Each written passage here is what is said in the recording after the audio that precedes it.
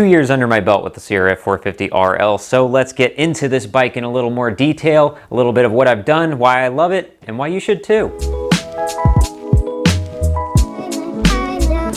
Well, let's start this thing by getting one thing out of the way. The elephant in the room, or the garage rather, as you can tell by the state of this place. It's a work in progress, and as a result, this bike has not been touched. In fact, I checked my gas mileage with fill-ups, and the last fill-up that I had with this bike was October 1st, and this thing is nearly full. That being said though, one of the great things about it being a Honda is that despite all that time, I can still flick this on, battery is still ready to go, and fires right up. Even though this bike is over 5 years old now, it still seems like the word is still getting out that you don't necessarily need to go to Austria to find a performance dual sport. So I figured I'd tackle this review FAQ style, giving my take on the internet's most frequently asked questions about the 450RL. A lot of people will ask to compare the 450RL to other bikes, and the most obvious and common comparison is that of its little brother, the CRF450L. But in reality, these two are more like distant cousins. They share an L in the name, but not much besides. The 300L is basically an introductory bike being based off of the CBR 300. You can essentially consider this a small sport bike with long suspension travel and knobbies. The 450RL, on the other hand, is basically a race bike. Consider this a 450R with emissions and blinkers. The real question would be comparing this thing to something like a KTM 500. Now we're talking. Now this is much more apples to apples. Both are very capable high-performance dual sports, but I will admit when it comes to KTMs, I have no first-hand experience. I've never ridden a 500, nor have I even owned a KTM. But I do know lots of people that have owned the KTM 500 and have heard second-hand experience from them, as well as a lot of the information that I see and read online. The KTM is much more of a literal dirt bike with plates. As a result, it's really hindered when it comes to on-road performance. They buzz and they vibrate and just make a really uncomfortable ride, whereas the Honda, on the other hand, goes to a little bit of extra lengths with things like foam-filled swing arms and rubber-lined sprockets to make it much more comfortable and perform better on-road. The KTM is much more capable off-road, particularly with single track. That's where they shine. They have a lot of low-end torque, really soft suspension, and really smooth power delivery. The Honda is actually designed to be a bit more of a desert basher. The factory suspension is much stiffer and the torque curve really favors the high RPMs. That's where the power really kicks in. So it's a lot like comparing Romaniacs to the Baja 1000, and depending on your riding style, that should help to swing you one way or the other. Or just pick your favorite color, I don't care.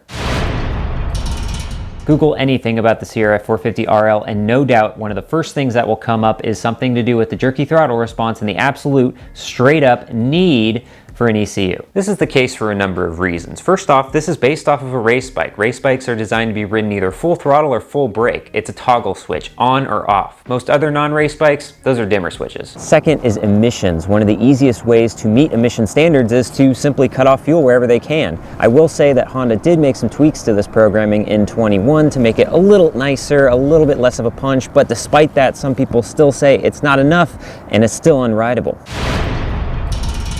Most everyone else will tell you yes, but I'm here to say maybe. My ECU is still black. I don't have a yellow, green, or pink one. My reason being is that ECUs are expensive. The high-end Get SX1 currently goes for almost $1,000, and I honestly don't think that my riding generally requires reprogramming. My bike is a supermoto, so I spend most of my time on pavement. As a result, it's much faster speeds and much less on-off with the throttle. Now, I have done a few things to help aid the lean nature of the stock bike, and to give myself a little bit more of a natural throttle curve. This bike does have a JD Jetting fuel controller, and up top I modified the throttle tube to take the edge off 0 to quarter throttle like you would see with throttle tamer. Just a couple of simple things to get the correct amount of fuel at a fraction of the cost. Ultimately, this decision should be based on how you intend to ride the bike. Note that this is much more of a desert bashing dual sporter, so if you're going to be doing something else like tight single track where it's technical, slower speeds, rocks, logs, then you want to consider getting much more of a colorful ECU. But if you're just riding the open road or the open wash,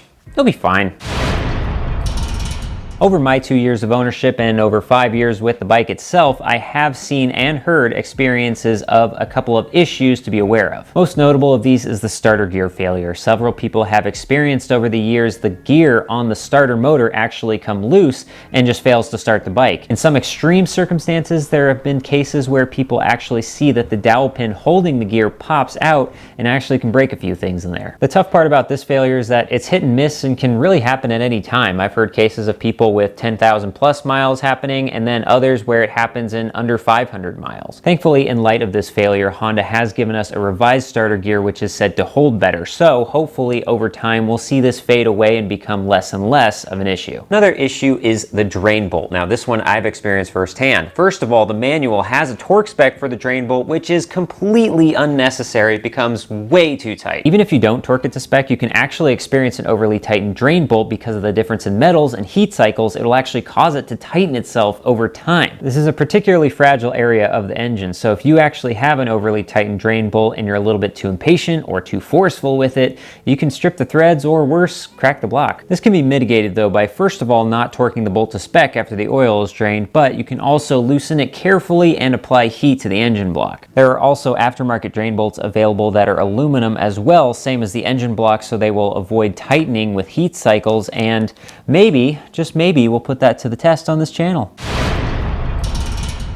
On the surface, the maintenance schedule seems very daunting. According to this, the engine oil is replaced every 600 miles and the valve check is every 1,800 miles. Compare that to the CRF450L with the oil changes every 8,000 miles. Really? That seems insane. But again, remember, this is a race bike. Honda doesn't know how you plan to ride this, so they're gonna go with the most conservative estimate and assume that you're Johnny Campbell. But for the average Joe like me, we can easily double these intervals. I ride mostly on pavement, consistent RPM. I don't ring it out too often, so I stretch these intervals. Others have as well with way more miles than me, thousands of more miles than me, and I've heard no horror stories. Other than having to change the oil a little more often, there really is nothing to these engines. They're Hondas after all, they just work.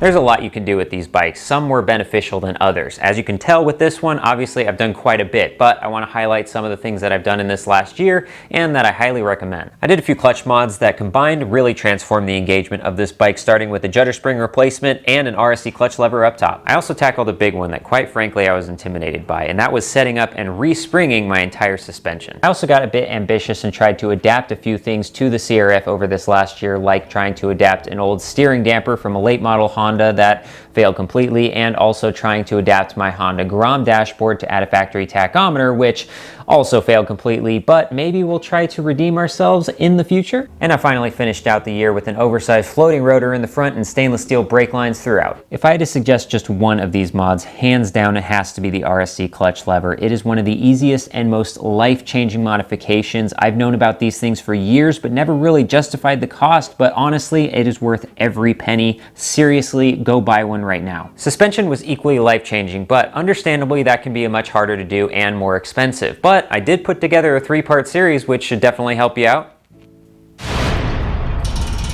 Well, considering that it's still in my garage, and honestly it's the bike that I look to throw a leg over more often than the other bikes, of course I do. But honestly, if you're in the market for a fast and race-ready dual sport, or particularly a supermoto, this should be at the top of your list. Yes, this bike has some drawbacks, especially if you're the type to ride single track, but if you factor in things like price, design, R&D, and that famous Honda reliability, then you'll see that this can be the big red dual sporty unicorn that I see it as.